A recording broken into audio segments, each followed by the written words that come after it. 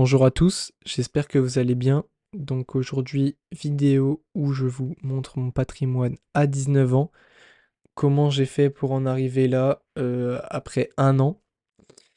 On va voir un peu ma façon de penser, comment j'ai découvert la bourse. C'est pour ça que j'ai établi cette vidéo en 3 points. Tout d'abord, ce sera plus personnel, comment j'ai découvert la bourse, mes points de vue qui ont évolué au fur et à mesure. Ensuite, le plus important et pourquoi vous êtes là, mes finances personnelles, combien je détiens d'euros, d'actions sur mon PEA, compte titre et en crypto-monnaie. Et enfin, une toute petite partie sur mes objectifs financiers, pourquoi je fais tout ça et quel est mon but tout simplement. Donc, j'ai commencé à 16 ans avec la découverte de Yomi Denzel, donc plus typé entrepreneuriat, business. Et donc là, j'ai découvert le fait de faire augmenter son patrimoine au fur et à mesure des années et commencer de plus en plus tôt. Et ça m'arrangeait parce que j'avais 16 ans, donc je pouvais pas commencer à investir en bourse, mais j'avais assez de recul pour savoir qu'il fallait que je commence le plus tôt possible pour faire exploser mon patrimoine, si je peux me permettre. Donc, j'ai commencé à 16 ans à me documenter jusqu'à mes 18 ans où j'ai pu commencer à investir en bourse. Donc, je suis tombé dans comme je pense la plupart des gens, on va dire le piège, même si ça n'en est pas vraiment un, mais des actions à fort dividende. Je pense qu'on a tous vu cette courbe exponentielle des dividendes réinvestis. Donc, en gros, le but de ça, c'est d'investir dans des entreprises qui donnent de forts dividendes et réinvestir ces dividendes qui, au fur et à mesure, feront une courbe exponentielle. Ensuite, j'ai eu la vision du DCA, donc d'ailleurs beaucoup rapporté par Trade Republic que j'utilise, c'est-à-dire tous les mois investir en bourse pour compenser l'inflation. Donc il vend ça comme un peu, si on n'y connaît rien, on prend une action et tous les mois, peu importe ce qui se passe, on investit dedans, ce qui va lisser notre prix d'achat, c'est-à-dire qu'on va acheter des fois au plus bas, des fois au plus haut, mais ça va faire qu'il y aura un prix moyen qui va se fixer et qui sera forcément bien. Donc ça, c'était une vision que j'avais il y a peu de temps, mais maintenant je préfère quand même, avec l'habitude, attendre, mettre de côté des liquidités, et quand je vois une bonne affaire, j'achète plutôt que d'acheter tout le temps, ce qui me permettra d'avoir encore plus de plus-value dans la poche. Mais je trouve que c'est de bons conseils pour commencer à investir en bourse, parce que c'est intuitif, et en plus c'est donné à tout le monde. Enfin, tout le monde peut mettre tous les mois une somme, au lieu de la mettre dans son livret A, on la met donc directement en bourse, car il y a plus de rentabilité. Donc ensuite, et ben, il y a ma vision actuelle. Ma vision actuelle, c'est-à-dire de, comme je l'ai dit, attendre avec des liquidités et acheter quand c'est le bon moment. Et surtout, acheter des entreprises saines, c'est-à-dire pas des entreprises surendettées, des entreprises qui ont beaucoup de croissance, beaucoup de free cash flow, c'est-à-dire de trésorerie. Donc mon but, c'est tout ça. Comme je pense la plupart des gens, hein, je pense suivre à peu près la vague. En vrai de vrai, je me démarque pas non plus. Mais franchement, je suis content des entreprises dans lesquelles j'investis et je suis plutôt serein vis-à-vis de l'avenir avec celle-ci, alors que précédemment, moins quand même, j'investissais plus dans le flou qu'autre chose. Donc, euh, mes finances personnelles actuelles, j'ai un matelas de sécurité de 10 000 € en cas d'imprévu ou autre. Actuellement, je suis en alternance avec une paye de 1 352 €. Donc, pour l'instant, je réinvestis rien jusqu'en décembre, car j'ai un permis moto et une moto à m'acheter. Donc, en payant l'assurance, la moto, le permis. Donc, je peux pas me permettre d'investir pour l'instant. Mais de toute façon, honnêtement, je vois pas dans quoi j'aurais investi. Tout est assez cher en ce moment, je trouve. Euh, Puis, bah, il est temps de montrer les chiffres. Il est temps de montrer le plus important, pourquoi vous êtes là. Sur mon compte titre, j'utilise Trade Republic. comme je l'ai dit juste avant. J'ai l'entreprise Booking, entreprise franchement avec une belle croissance, comme on peut voir. Et elle rentre parfaitement dans mes critères de qualité. On peut voir la montée de mon portefeuille d'ailleurs. Donc Booking, où j'ai une plus-value de 17,15 €, l'une de la plus importante de mon portefeuille. Ensuite, Meta, qui est à 10,65 € de plus-value. Alphabet, Stock 600, Assurance, Microsoft, qui je trouve est trop descendu par rapport aux chiffres qu'ils ont fait. Ils ont fait des bons chiffres, mais les investisseurs ont été déçus. Donc bon, à voir plus tard s'il y a un redressement ou pas, mais bon. Ensuite, un ETF Japon, un ETF santé et un ETF Inde. Pour ceux qui connaissent pas, des ETF, c'est des paniers d'actions. C'est-à-dire que, imaginez, ces trois actions-là, on les met ensemble.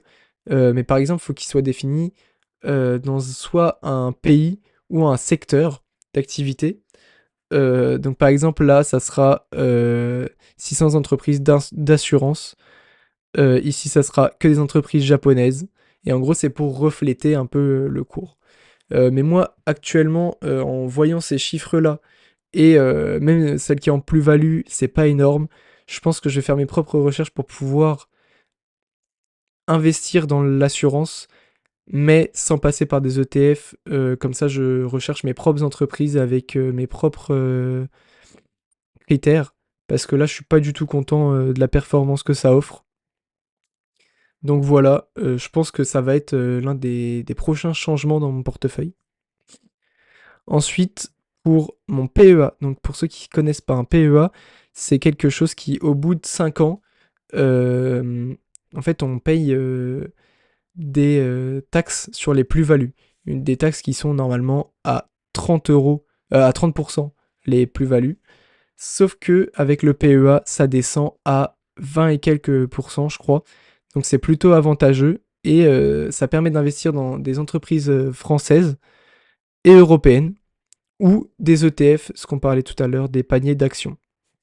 Donc ici, j'ai un Momentum Europe, c'est-à-dire que c'est un ETF qui marche fort quand ça marche fort, mais par contre quand ça marche pas fort, ça descend très très vite. C'est un peu plus pour timer le marché, mais par des ETF. Le Nasdaq 100, donc c'est-à-dire les 100 entreprises cotées au Nasdaq, et malheureusement je trouve que je suis un peu surexposé à la tech parce que c'est surtout des entreprises technologiques et, américaines. Donc ça fait que là, je suis quand même surexposé à l'Amérique. C'est pour ça que j'avais acheté ces ETF, c'est que ça m'aidait à être exposé à d'autres pays ou d'autres secteurs. Parce que là, on voit que j'ai une surexposition à la tech et aux États-Unis, ce qui est mauvais, parce que le but, c'est d'avoir le, le plus de champs possible pour que quand s'il y en a un qui se casse la gueule, les autres puissent reprendre du poil de la bête et contrecarrer un peu cette chute des autres secteurs. Donc le Nasdaq 100, où j'ai quand même fait une plus-value de 37 €. Ensuite le 440, où là, je fais une moins-value de 4 €. Et ensuite Vinci, plus connu souvent sur Vinci Autoroute. Je pense que vous voyez tous le logo si vous êtes français, qui est en moins-value de 4,60 €. Donc on peut aller voir ensuite mes crypto-monnaies qui sont actuellement à 497 €. Donc bah ça a bien marché, surtout quand vous allez voir combien j'ai mis, parce qu'en soi là, vous savez pas combien j'ai mis de ma poche. Donc certes c'est des beaux chiffres, mais voyons voir combien j'ai mis de ma poche. Donc j'ai fait pour vous spécialement un tableau où j'ai répertorié tous mes achats. Donc pour le compte titre, c'est tous ces achats-là qui se résument pour 341 €. Parce que j'ai eu Microsoft gratuit. Donc même si on compte Microsoft, c'est comme si j'étais en plus-value de 30 euros, ce qui n'est pas énorme, je suis d'accord, mais c'est plutôt une vision long terme, surtout pour l'Inde, qui est vraiment un objectif très très long terme. Donc 341 euros. Pour le PEA, j'en ai investi pour 520 euros. Et actuellement, je suis à 568. Donc quand même une plus-value de 30 euros, comme à peu près mon compte titre finalement. Donc je reste dans la moyenne, on a toutes les stats ici. Donc j'ai versé 510 euros. J'ai une évaluation des titres à autant. Et voilà, j'ai 30 euros de plus-value. Donc voilà. Et le plus important, ce qui a fait un bond énorme, c'est les crypto-monnaies. J'ai investi, entre guillemets, seulement 300 euros. Et je me retrouve avec 497 euros. Donc c'est ce qui a fait le plus de plus-value, presque 200 euros. Au début, j'investissais dans l'Ethereum et le Bitcoin, mais j'ai préféré me stabiliser que dans le Bitcoin. Donc on va ensuite aller voir mes changements. Donc ici, c'est un tableau où je référence chaque mois à la fin du mois, enfin au début de l'autre mois finalement. Donc c'est-à-dire que là, par exemple, je l'ai référencé le 1er octobre, j'ai référencé le mois de septembre, comment il s'était fini. Donc chaque mois, je référence depuis mes débuts en investissement combien est à combien est évalué le titre. Donc au début, on peut voir qu'il y a eu du changement parce qu'avant, j'avais Apple, Berkshire Hathaway, BlackRock, PepsiCo. Donc PepsiCo, c'est tout ce qui va être Pepsi, Ice Tea. C'est vraiment une marque de grande distribution. Coca-Cola, pareil, ça va être Fusti. Coca-Cola et plein de marques de la grande distribution. Disney, que j'avais eu gratuitement grâce à Trade Republic. Ensuite, le Nasdaq 100 dans mon PEA. Ah non, Ah oui, c'est vrai que je l'avais déjà en compte titre. Que j'ai acheté un compte titre. Ça veut dire que j'avais 2 Nasdaq 100, donc ça servait vraiment à rien. Le Nasdaq 100, le S&P 500, le MSCI World et le CAC 40. Donc le MSCI World, ça signifie en gros euh, toutes les régions du monde, tous les pays du monde, mais c'est surtout américain. Donc finalement, ça sert à pas grand-chose parce que je suis déjà surexposé aux États-Unis, donc ça me sert à rien de m'exposer encore plus avec des ETF comme ça. C'est pour ça que il n'y a pas longtemps, entre juillet et août, et août-septembre, en gros, j'ai pris de juillet à septembre beaucoup de changements. J'ai vendu Ethereum, Apple, Berkshire Hathaway, TSMC. TSMC que j'avais acheté quand, pour ceux qui suivent, il y avait eu une grosse descente d'un coup, vraiment irrationnelle de tous les investisseurs, et j'avais acheté instantanément TSMC ainsi que Booking Holding, que j'avais vraiment acheté à ce moment-là. Et en fait, ça c'est revenu directement après. TSMC que j'ai revendu d'ailleurs parce que je trouve que les risques géopolitiques sont beaucoup trop énormes. Pour ceux qui connaissent pas, en gros, c'est Taïwan qui crée des usines de semi-conducteurs, donc ce qui sert beaucoup pour l'IA. Et en fait, la Chine a dit qu'il reprendrait la main sur Taïwan avec la force ou non. Sauf que s'ils utilisent la force, et ben les Américains qui ont Taïwan actuellement vont défendre l'île. Donc c'est très risqué, ça peut vraiment disparaître du jour au lendemain si la Chine commence à décider d'attaquer, etc. Et que les États-Unis, pour éviter que la Chine mette la main sur un tel avantage dans l'économie, décident de faire exploser l'entreprise, ce qui est totalement possible. Et moi, mon but, c'est d'avoir quelque chose de stable, de sûr sur 10 ans. Donc ça rentre juste pas dans mes critères du tout. Donc j'étais content parce que j'ai pu choper quand même une petite plus-value dessus. Hein, j'avais mis 51 euros dessus et là je suis à 53, donc voilà, j'ai chopé 2 euros. C'est mieux que rien. Surtout que le cours, on peut aller le voir, il a continué à exploser. Donc un peu dégoûté, mais ça rentrait pas dans mes critères. Donc franchement, voilà, on peut voir que le cours, il a continué à monter. J'ai dû acheter et vendre vers ici. Et franchement, ça a continué à exploser. Donc bien joué pour ceux qui ont investi et continuent à investir dedans, mais moi, je passe mon tour. Après, j'ai revendu BlackRock, PepsiCo, Coca-Cola, Disney, tous ceux que je vous avais présentés finalement juste avant. Intéressant d'ailleurs de vous expliquer les ETF. Certains sont ici marqués AC pour accumulatif, c'est-à-dire qu'en gros, les bénéfices des dividendes versés, dont on a parlé au début, les entreprises versent des dividendes et les dividendes se réinvestissent tout seuls dans l'ETF. Et DIST, en gros, ça veut dire qu'on le reçoit directement dans le portefeuille, donc en liquide. Donc moi, je préfère accumulatif, parce que si j'investis dans des entreprises, c'est pour que l'ETF grandisse tout seul. Donc voilà, revente du S&P 500, S&P Global Aristocrate. Donc S&P Global Aristocrate, c'est basé que sur ce que je vous avais dit au début, les dividendes. Donc les dividendes réinvestis, en gros, c'était surtout pour ça, c'est des entreprises qui versent beaucoup de dividendes. Sauf que les entreprises qui reversent beaucoup de dividendes, également, n'ont pas beaucoup de croissance. Donc moi, je préfère avoir des grosses croissances des entreprises que des dividendes, personnellement. Après, chacun fait ce qu'il veut. MSCI World, comme j'ai dit, c'était surtout États-Unis, donc j'ai revendu le Nasdaq 100 qui me servait à rien d'en avoir deux. 440 distributif, ça me servait à rien. Et accumulatif parce que j'ai préféré l'acheter donc sur mon PEA, parce que ça me semblait plus logique. Entreprise française, etc. PEA français, ça me semblait plus logique. J'avais également AXA, que j'ai revendu en faisant une plus-value. Je l'avais acheté 120 et quelques. 120 même, je crois, un truc comme ça, et je l'ai revendu à 130. Donc petite plus-value aussi sur AXA. Et Ether, enfin Tether, que j'avais, en gros, c'est ce qu'on appelle des stable coins. Donc comme son nom l'indique, c'est des monnaies stables en crypto-monnaie.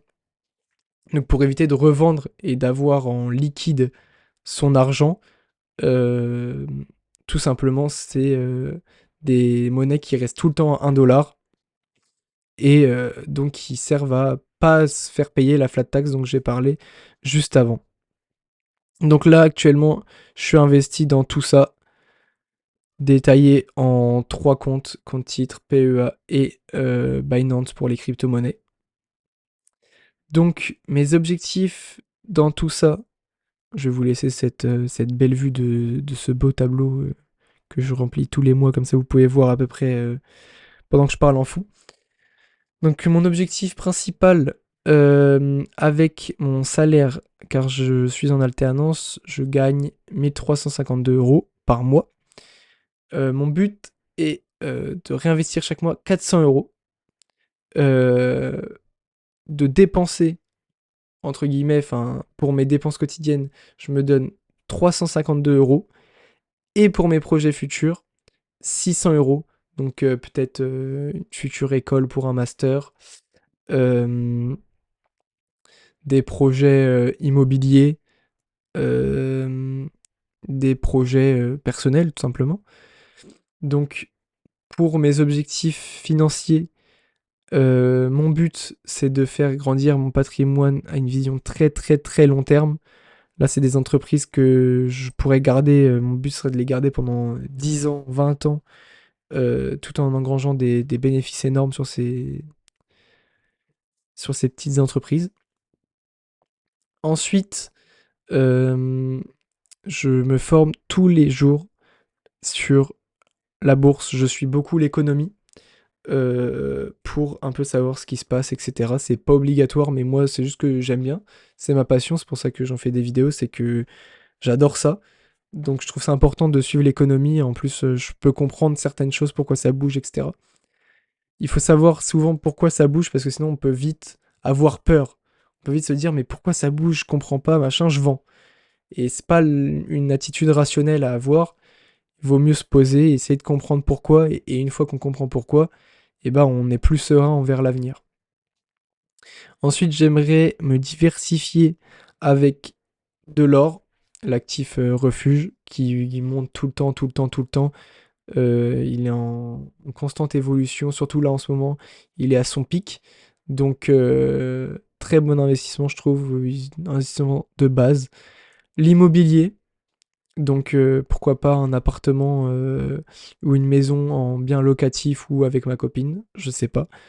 Ou l'immobilier fractionné, c'est quelque chose qui se fait de plus en plus aussi, où donc là on investit avec plusieurs autres investisseurs et le loyer tous les mois est redistribué entre les différents investisseurs. Ensuite, bah aussi, pourquoi pas une résidence principale. Ça c'est quelque chose beaucoup plus long terme, mais une résidence, quelque chose, un achat, bref, voilà pourquoi je mets de côté en tout cas. N'hésitez pas à me dire si vous avez des conseils pour moi, quelque chose à changer dans la luminosité, le micro, ma façon de parler, ma façon de faire, de dire, le montage, je sais pas. Merci beaucoup d'avoir regardé cette vidéo. Prenez soin de vous et à plus tard.